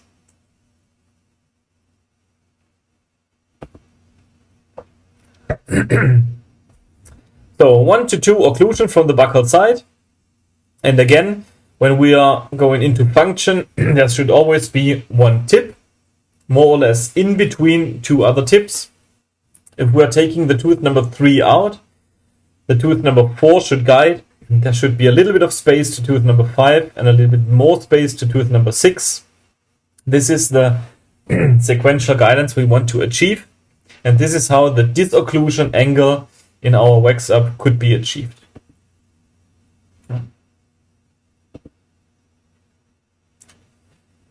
And automatically we are creating, with this kind of Waxup and with this kind of procedure, we are creating an intracoronal space in front teeth as well as in buccal teeth, in premolars and in molars. And this might be for those of you who maybe joined some courses already, or which into the Slavicek concept a little bit. These are quite freaky pictures. You have to have a little bit time for. But now it's quite easy to understand, to my opinion, some such kind of picture. You just see the upper jaw and the lower jaw and the different sequential guidances. And when you look to tooth number 6, where you can see a 0 and a 1 and a 2 on the upper jaw, you can see the same 1, 2, 3, 4, 5 on the lower jaw on the opponent side. That means when tooth number 6 on the mesial part is guiding, we have tooth number 7 on the opponent side on the same time guiding. If we have tooth number 5 laterotrusive movement guiding, it is disoccluding tooth number 6 and 7, and mediotrusive on the other side is on the same time guiding.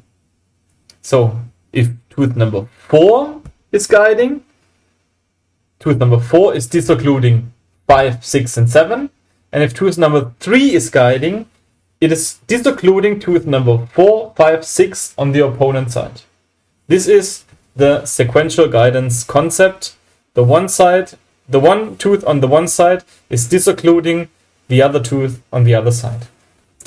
I want to show you just on the practical, out of the clinic, out of the lab, 2 quick practical Waxups.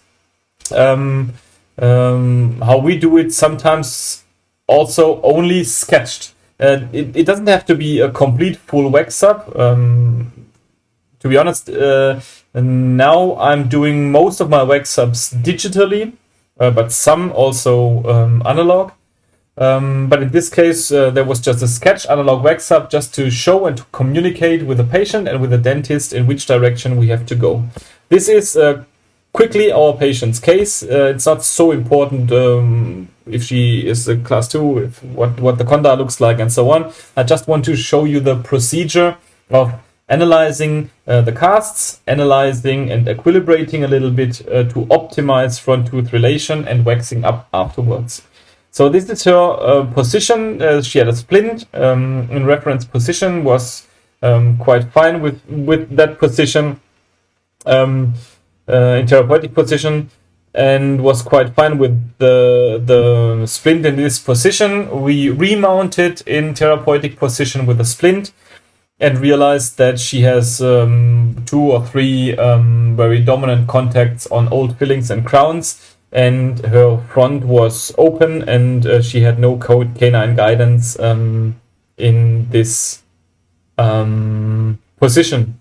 That's why we tried to equilibrate and show or try to figure out where we have to equilibrate and what we have, how much we have to equilibrate to get the natural canines into function.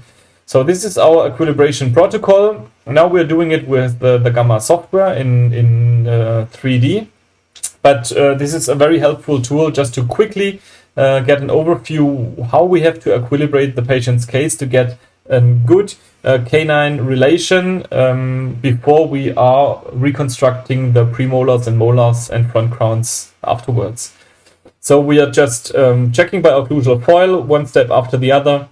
This is first step. If we equilibrate this 3 tooth, we are getting to the second step. We have to equilibrate a little bit again, and we have a third step where we have to equilibrate a little bit again. And after these 3 steps, the front was closed and the canines were closed, and we could start to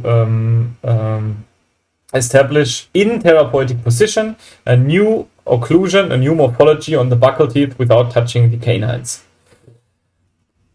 Now I wanted to show you just the step-by-step procedure in a practical case.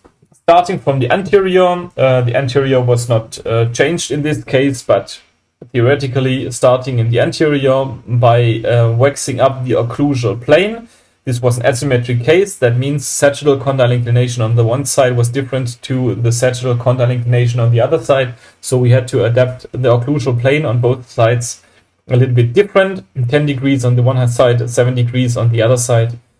In fact, if that wouldn't be possible, for any reason, for whatever reason, too less space or whatever, we could have not adapted the occlusal plane 10 degrees on the one and 7 degrees on the other. Let's assume it's only possible to keep the occlusal plane 10 degrees on the one and 10 degrees on the other. Then I have to realize that I have to change speed curve on the right side, where we try to achieve 7 instead of 10, a little bit. So this is what I was trying to tell you a few slides ago. Always think about the different possibilities you have in the Slavicek concept to work on different parameters to get an optimum in occlusion. Starting with active centric in the lower jaw, trying to be very accurate. Think of arches, round arches, not bending active centric lines.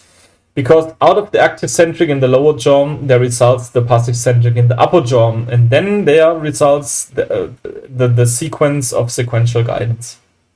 Function point F2, which is blue again here, the connecting line in green, and there you can see the sequence just by sketching 3 of those lines. Sequential guidance from posterior to anterior. And in some of the cases, we just stay with this. Because for preparation, for me and my dentist, this is quite enough information. So in this, on this point of Waxup, I can show the dentist where I would like to have the for example, the mesiopalatinal cusp of tooth number 6 shifted. I can show her on tooth number 6 on the right side. At the moment, the cusp is quite mesial. I would like to rotate the tooth a little bit. With Waxup, I would like to have the mesiopalatinal cusp of tooth number 6 a little bit more distal. So please try to prepare on the mesial side a little bit more. You do not have to prepare so much on the distal part, because I want to shift to the distal. And this is my wish. She decides if this is practical or not, but the Waxup is the communication tool to get as close to 100% as possible. Or another different Waxup. This patient's case was a quite complex case. He had orthodontic treatment before. We didn't want to do so much preparation on his teeth because he didn't have any crowns, or not so many crowns. So we decided to do orthodontic before, intrude the molars a little bit, so we have enough space to add some new occlusal surface on the molars in the upper and the lower jaw. This is what I told you some slides ago. Sometimes I do start with or in any cases, I do start with the digital smile design before I do my functional Waxup, just to show, just to check how do I want to establish aesthetics. Rechecked afterwards with function, because sometimes you have to, because of functional problems, adapt aesthetics a little bit. Digital smile design in advance, precise casts, and same procedure as in all the other Waxups. In his case, we didn't do any preparation, or very, very few preparation, because the orthodontist already served us some place to add some ceramics. First step, anterior to posterior, using the occlusal plane table to establish the right occlusal plane. After setting the occlusal plane, waxing up the the active centric of the lower arch, Also here you can see the active centric, especially of the buccal cusp of the lower 6, is perforating occlusal plane a little bit. By perforating the occlusal plane with the buccal cusp of tooth number 6, you're automatically creating a little bit of a curve of SPIE. Rechecking front again, and rechecking during Waxup always with a sequential table function again. So always be sure that the incisal pin is touching on the sequential table while you're waxing up the function point F2. If the function point F2 is a little bit too high and the incisal pin is lifting during eccentric movement, we have to lower it a little bit. Always checking function point F2, incisal table, and if incisal table and your occlusal surface has the same amount on tooth number 6, for example, we can go on to tooth number 5 and wax up tooth number 5 on the next step. Tooth number 4 on the next step, tooth number 3 on the next step, and automatically we are creating a sequential guidance from anterior to posterior with a perfect amount of curve of SPIE for this patient's case. So it's always the same procedure by clicking one sequence after the other. And after a little bit of training, also I would recommend for all those who are starting to do the digital wax, the diagnostic Waxup of the Slavicek concept, I would highly recommend to use at the beginning to use all the colors we are using. The red for passive centric, the red for active centric, the blue for the function point F2 and so on. Even I would recommend to wax up the mediotrusive guidance or the mediotrusive freeway in yellow. This is for didactics, to show yourself and to learn during doing the Waxup.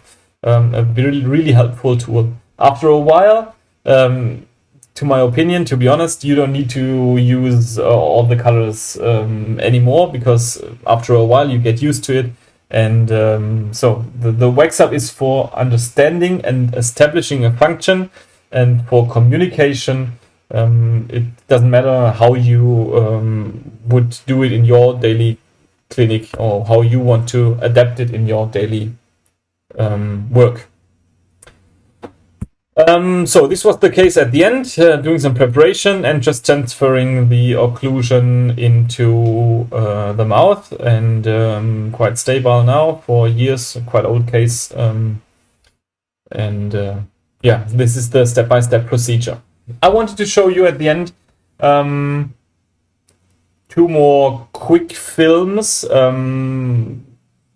Those films, or some of those films, I will show you also in the practical part and in the malocclusion webinar.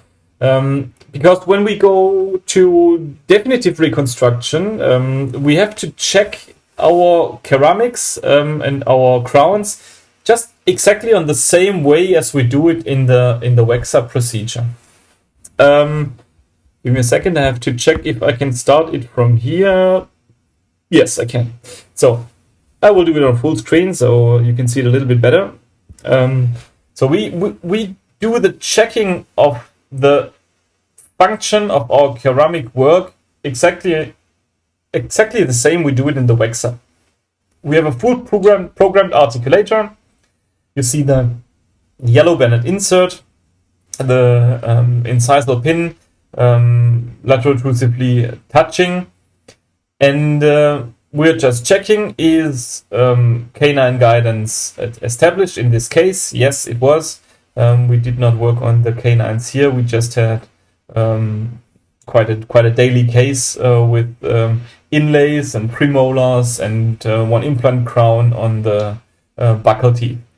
So when I check the sequential guidance and check if function is established well before try into the mouth, I just do it like this. I just place all the lower crowns on the cast, and after placing all the crowns on the lower cast, I do the function check on tooth number 27, just putting the tooth number 27 in and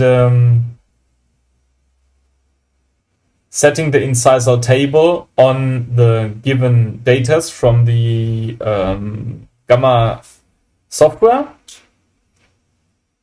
And by moving the articulator laterotrusive in laterotrusive and mediotrusive direction, I will check if tooth number 7 is now guiding. Yeah. Therefore, I have to remove all other parts. So only tooth number 7 is in the model. So in this case, tooth number 6 and 7, they were prepared, so there's no function and no guiding here. So I check tooth number 7 by moving right side, left side on the incisal, on the right settings of the incisal table.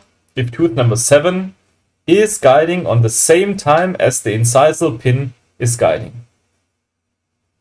So I'm sure that now, in this patient's case, we do have on tooth number 7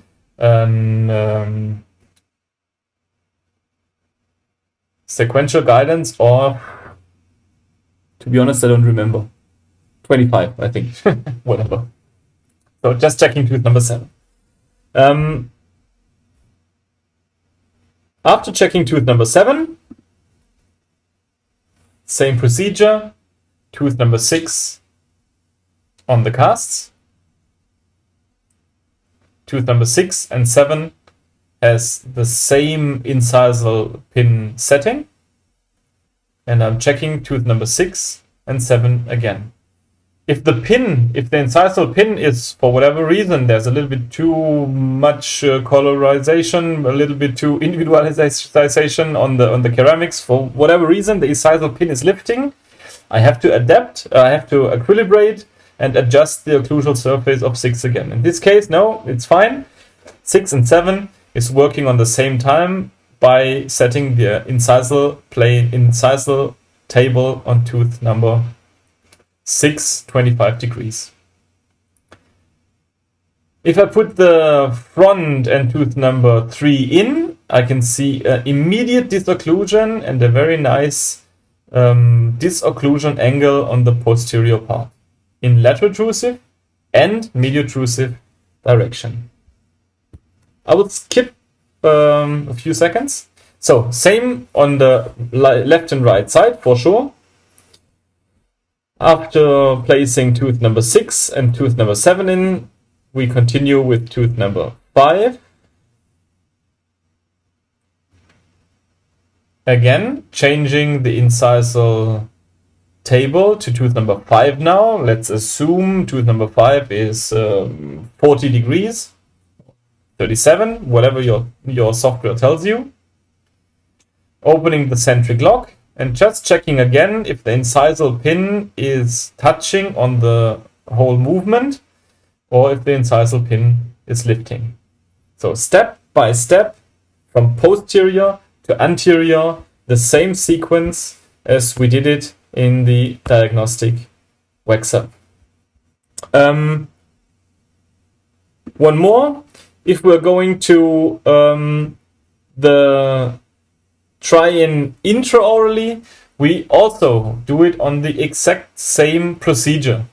We're placing the lower crowns in, and we are starting with tooth number 7. Tooth number 7 in, using occlusal foil, black occlusal foil first to check the centric, and the red occlusal foil now, and ask the patient just to brux. In her case now we can't remove the canine, but now we should not have any laterotrusive interference on the tooth number 7. Checking 6 again, next tooth, 6 try in, checking with the black foil the centric stops, and with the red foil the eccentric movement during bruxing. Again, there should not be any red point beside a black point. So the red and the black should correlate. There should be no red trace no red point beside a black point. Same on the other side. Tooth number 7 in, checking with the black foil, rechecking with the red one if there's any lateral intrusive or medial intrusive hyperbalance contact. No, it's not.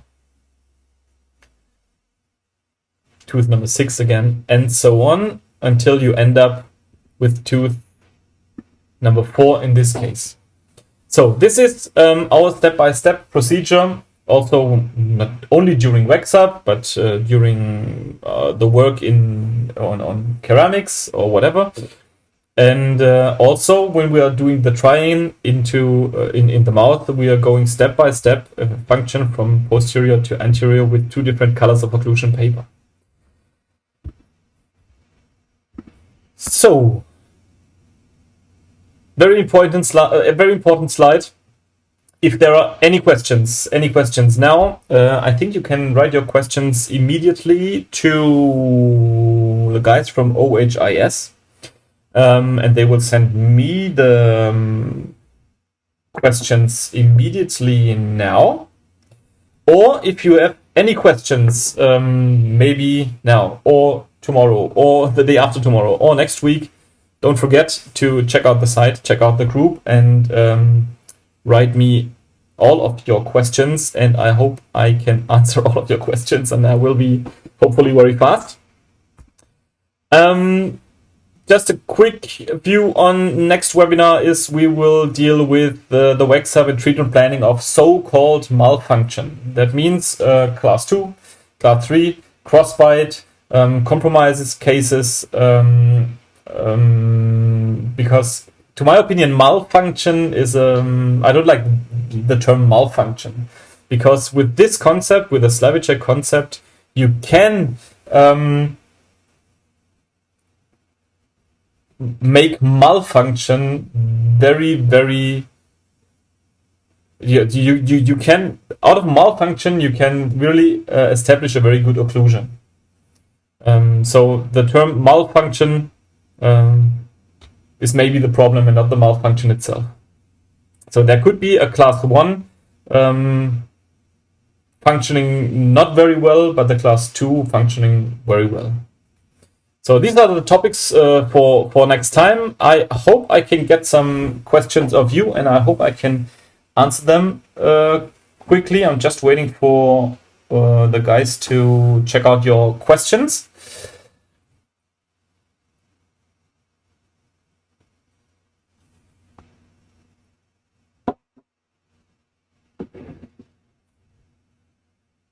They are writing already. We just have to wait a few seconds.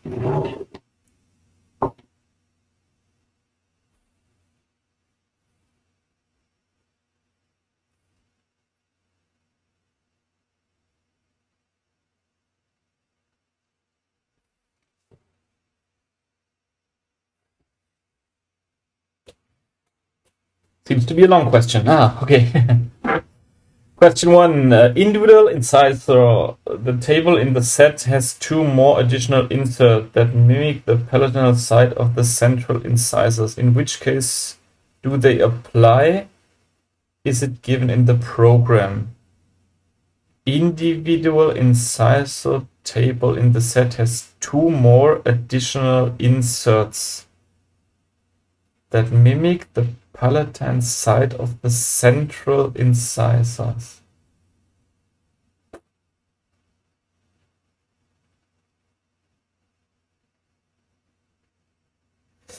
I don't know if I get the question right.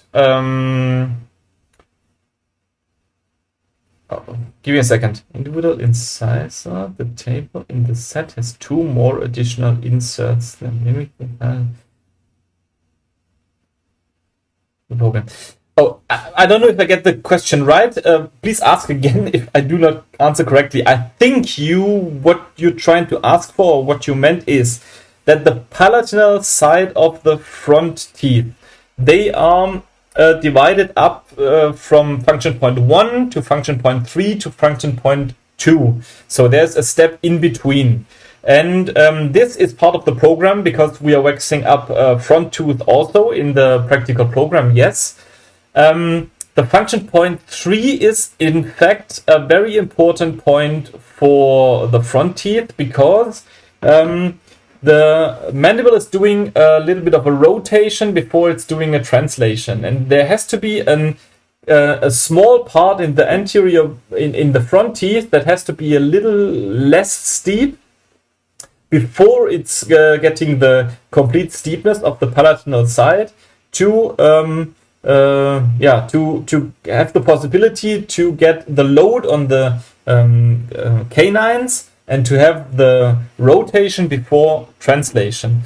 So this is, the front teeth are divided in S1 and S2. S1 is getting a little bit less steep, and then getting S2 into a steeper rotation and translation during movement in protrusive direction. So this is also why in a front tooth restoration it's very important to have the curvature of the lingual surface of natural teeth, because of this question. So this is getting quite deep into the topic. This must be from someone who is quite experienced.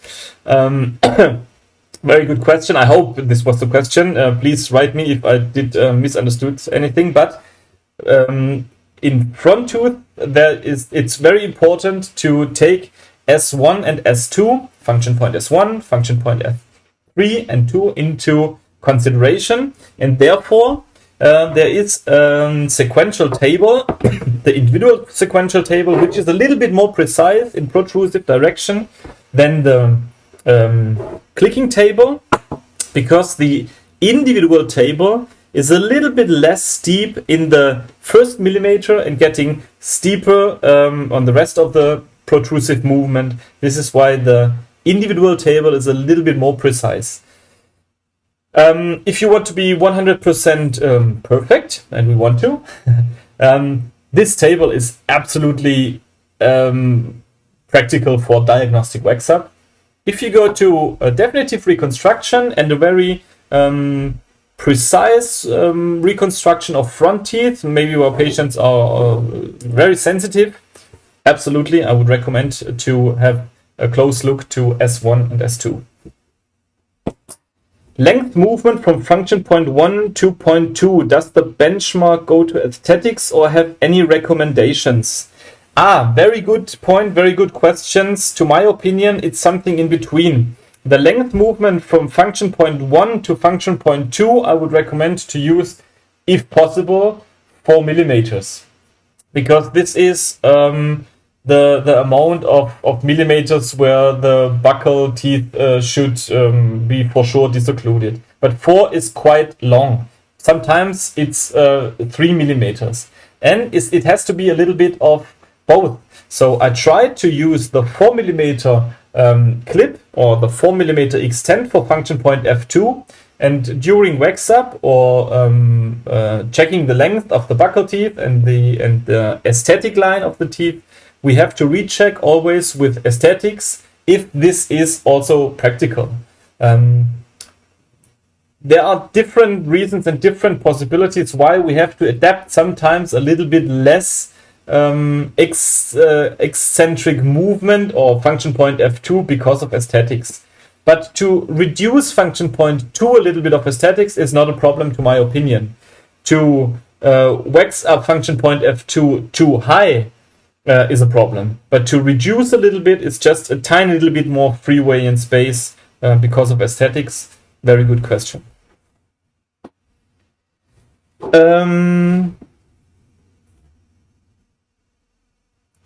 Comment. I'll send a photo of the kit next time. There is a pin and a table which once stand in the articulator. There are 2 additional inserts numbered 1 and 2. Comment to the question before, I think. I will send a photo of the kit next time. There is a pin and a table which once stand in the articulator. There are 2 additional inserts numbered 1 and 2. I'm not sure if I get what you mean, but he or she said, I will send a photo of the kit next time. This would be the absolute perfect time to set this photo into the group. Everyone can join, or next time you can send next time, and I will show you on the next webinar, also possible. But just take an iPhone photo of what you mean and place it on the group, and everyone can join and everyone can see what we're talking about. That would be really a big value for everyone. Thank you very much. Any other questions?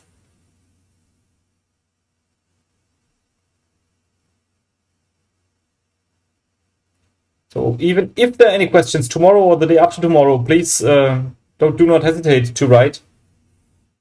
No questions anymore. So yeah, we do still have the coffee break page because I think also the questions in between or the questions after the course, they are quite important for everyone. So do not hesitate just to drop some comments, recommendations, whatever you have. Experience would be great to stay connected to the functional topic. In fact, all of you who are joining here are some kind of freaks. Otherwise, you would not join the webinar. Functional freaks, and it would be so great to connect all these functional interested people together. So would be happy if we could connect here and we could stay in contact. Thank you for joining. Hope you'll be on the next webinar. Hope to meet you on the hands-on course, on the live webinar with these casts. Have a good one. See you next time.